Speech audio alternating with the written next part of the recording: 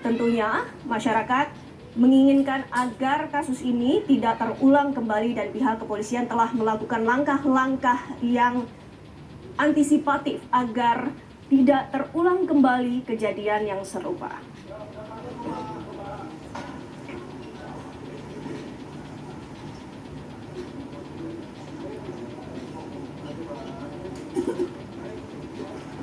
Kami pun menunggu untuk mengetahui siapa identitas dari pelaku yang tak terima mobilnya didahului oleh seorang sopir taksi online. Baik, rekan-rekan media yang saya hormati dan saya banggakan, kita bisa mulai untuk malam ini. Bismillahirrahmanirrahim. Assalamualaikum warahmatullahi wabarakatuh.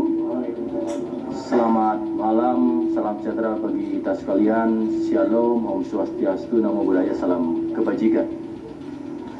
Rekan-rekan media, sebagaimana Polda Metro Jaya selalu memberikan informasi yang tentunya juga turut menghimbau kepada kita sekalian, ya, juga kepada masyarakat dalam hal melihat suatu peristiwa ataupun kejadian harus dilihat secara utuh, mendasari pada apa yang menjadi fakta-fakta kebenaran itu sendiri.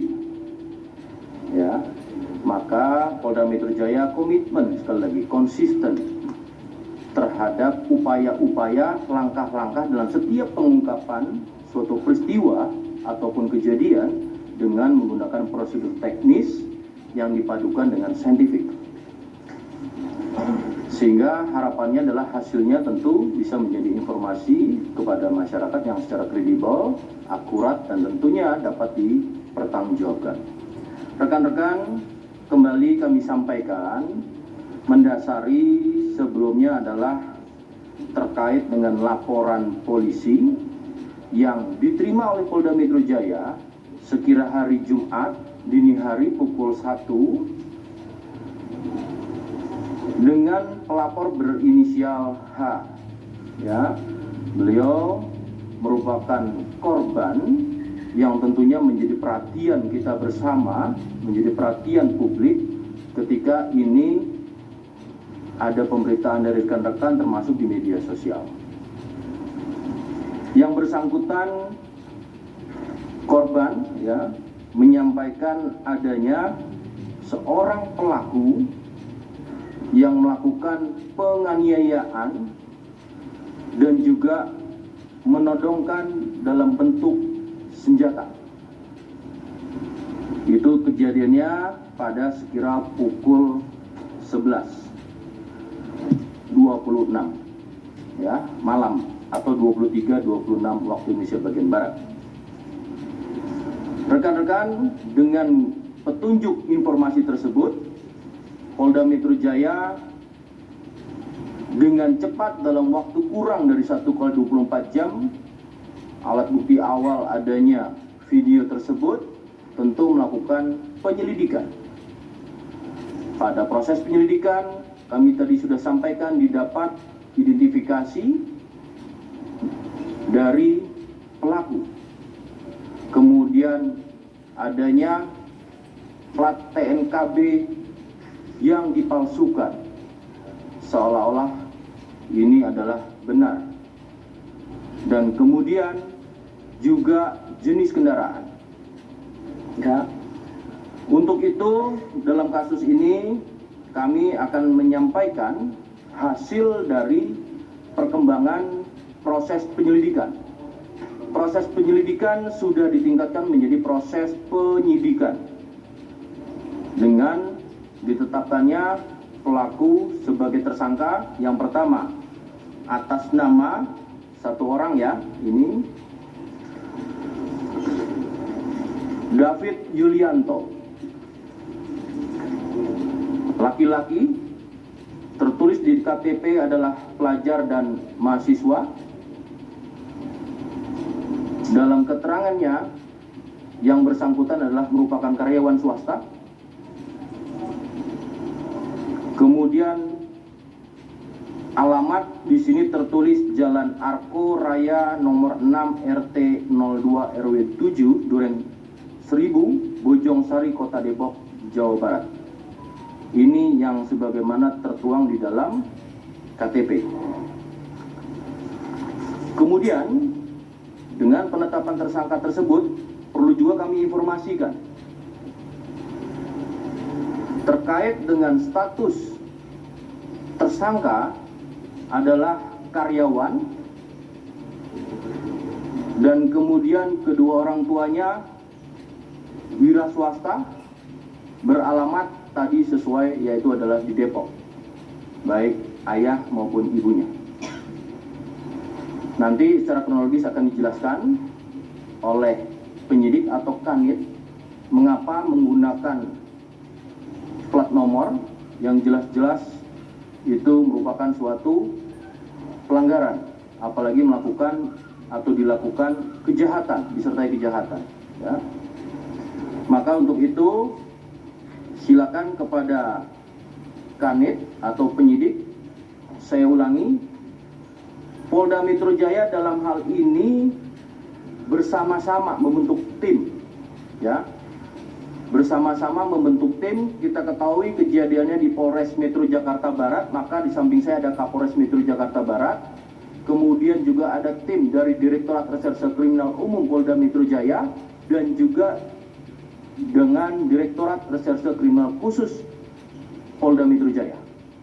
Sebagaimana atensi dari Bapak Kapolri untuk usut tuntas perkara ini dan juga Pak Kapolda memberikan perhatian untuk segera melakukan pengungkapan dan penangkapan terhadap pelaku. Nah, tentunya ini yang perlu kami tambahkan. Untuk waktu, silakan pada penyidik atau kanit menyampaikan tentang teknis proses penangkapan ini sampai dengan barang bukti dan kemudian pasal yang diterapkan. Silakan untuk kanit. Terima kasih Pak Kabid Humas. Mohon izin menjelaskan terkait dengan upaya pengungkapan terkait dengan laporan dari Saudara H.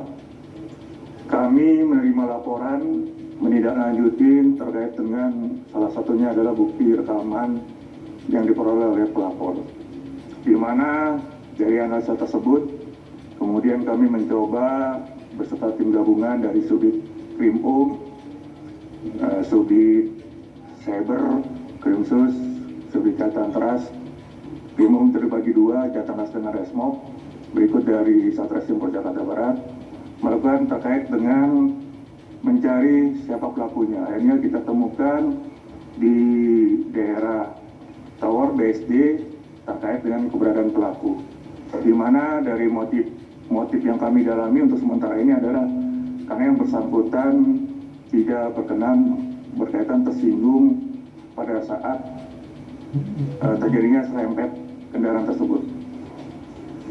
Apapun barang bukti yang kita amankan untuk sementara ini adalah satu handphone iPhone 13 Pro Max, iPhone merek Samsung warna hitam, satu unit mobil Mazda yang perlu dan ketahui yang telah berganti nopolnya menjadi 10011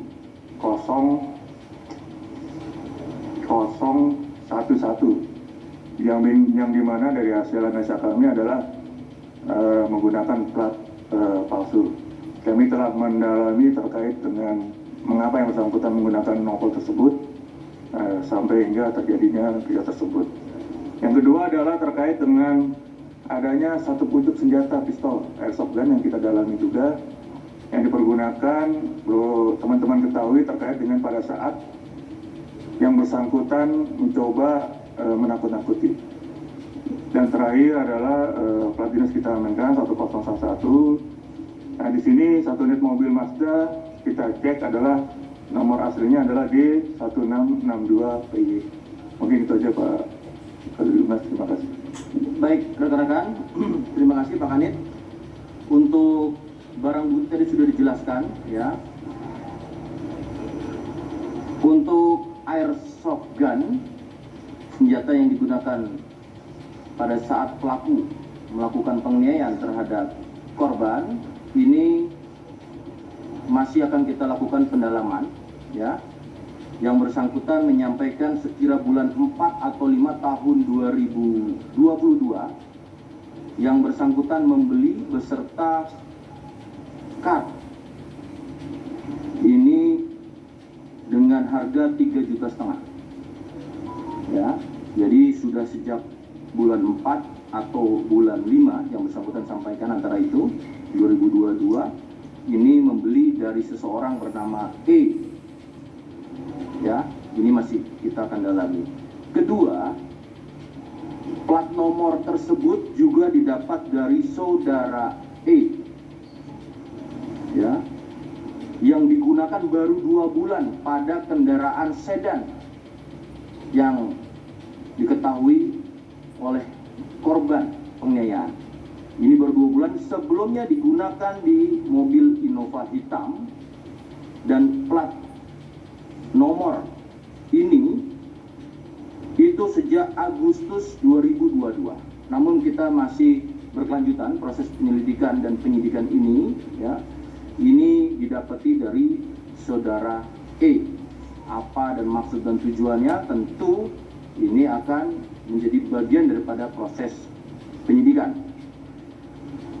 Ini rekan-rekan, kemudian untuk pasal terhadap pelaku, penyidik mengenakan pada pasal yang dilanggar yaitu pasal 352 KUH pidana dan atau pasal 335 KUH pidana dan atau pasal 1 ayat 1 Undang-Undang Darurat Republik Indonesia nomor 12 tahun 1951.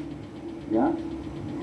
Dengan ancaman hukuman, ya, pada pasal 352 jelas 3 bulan penjara, 335 1 tahun penjara, pada Undang-Undang Darurat 12 tahun 51 tertulis selama-lamanya 20 tahun penjara.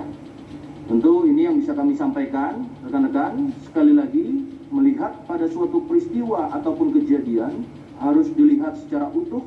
Tidak bisa kita langsung menyimpulkan terhadap sesuatu secara analisa cepat. Maka metode dari Polda Metro Jaya pada waktu kurang dari 1x24 jam ini dengan waktu yang cukup, dengan alat bukti yang ada, maka tentu metodenya adalah baik prosedur teknis dipadukan dengan secara saintifik.